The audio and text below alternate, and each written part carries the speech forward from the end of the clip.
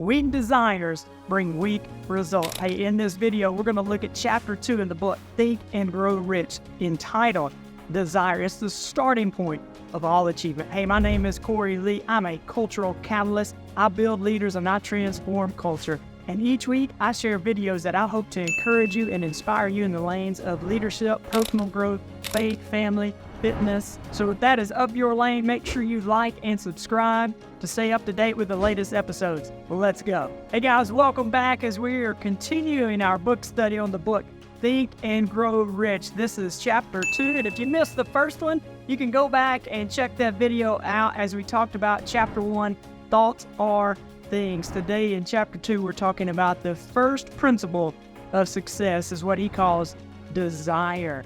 He calls desire is the starting point of all achievement. I want to give you a definition of desire. Desire is an unexpressed possibility that's seeking to express itself in, with, and through you. That there is something deep down in here that is trying to get out, is trying to express itself through you. It's that bubbling up within you. It starts out as an idea, but as you continue to give attention to it, it actually begins to kindle a little fire in there. And he says, you have to have a burning desire. There must be something burning deep within you to accomplish what it is you want to accomplish. Because if you have weak desires, it brings weak results. The reason that is you're going to hit obstacles. And if you have weak desires, you'll be like the majority of people who throw up their arms and give up at the first sign of opposition. He says in the book, there are few people who carry on despite all opposition. Weak desires bring weak results. One of my favorite quotes, it says, until one is committed, there's hesitancy, a chance to draw back. Until a commitment is made, it's kind of in the back of your mind, like, I'm going to give this a go, but I'm going to keep my options open. And what I want you to know is that your dream, it wants all of you. Your dream, it wants your full commitment. Your dream, it wants all of your energy. It wants all of your attention. It wants all of your creativity. It wants all of your imagination. It wants all of your effort. It doesn't want divided loyalties. Jesus even shares a parable in the New Testament that relates this principle in the lane of faith. He says that you cannot serve God and money because you will love one and hate the other. Your loyalties will be divided. And so your dream, it wants all of you. I had a mentor tell me this story one time. He's kind of like me. He does some coaching, does leadership training. He was coaching this guy.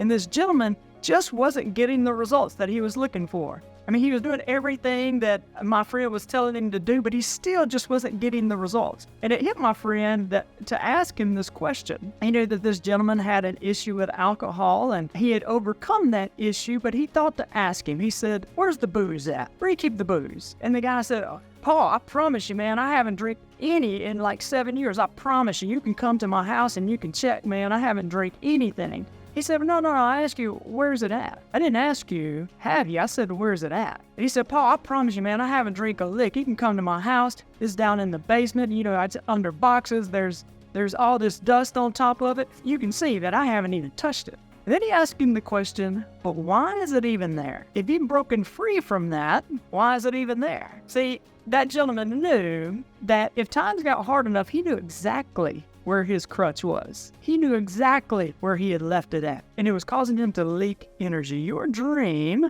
it wants all of you.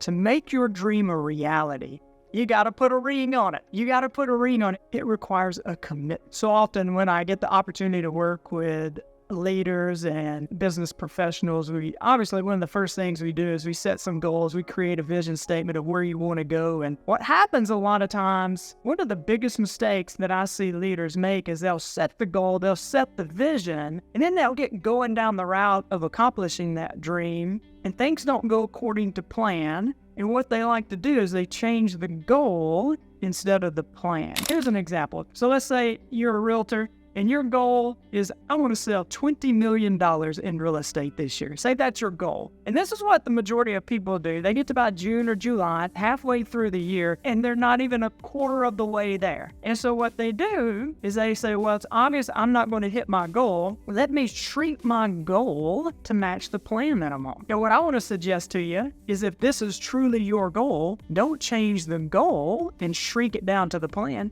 Change your plan. Get rid of the plan. Throw it out the window. Find you a new plan. If that plan doesn't work, take it and chuck it out the window. Find you a plan that takes you to the ultimate goal that you're looking for. So this chapter is on desire. And I love what he says. Weak desires bring weak results. I want to read you a quote from the book. He says, success requires no apologies. Failure permits no alibis. Here's kind of how Jim Rohn states it. He talks about in the law of sowing and reaping. We know in the natural, if you sow, that you should reap. That if I sow seeds of corn, then I'm going to get corn. And if I sow seeds sparingly, then the results that I get are going to be sparingly. If I sow in abundance, then what I reap should be in abundance. And this is the way Jim Rohn says it, that whenever it's time to reap, and if your reaping is meager, then don't complain. But if what you reap is in abundance, then it requires no apologies because you put in the work, you put in the effort, you took the time, and that is the results of your work. As we wrap this chapter up,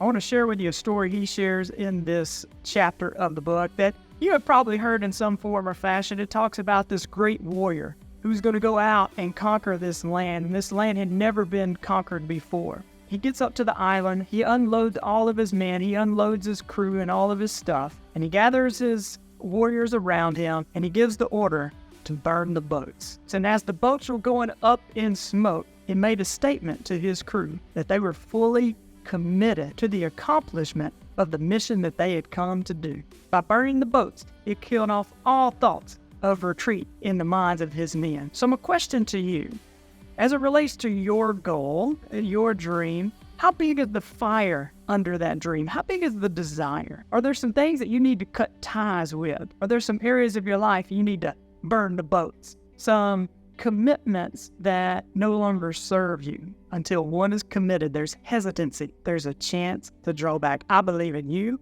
I believe in your dream. Thank you. Hope you have an awesome day, and God bless.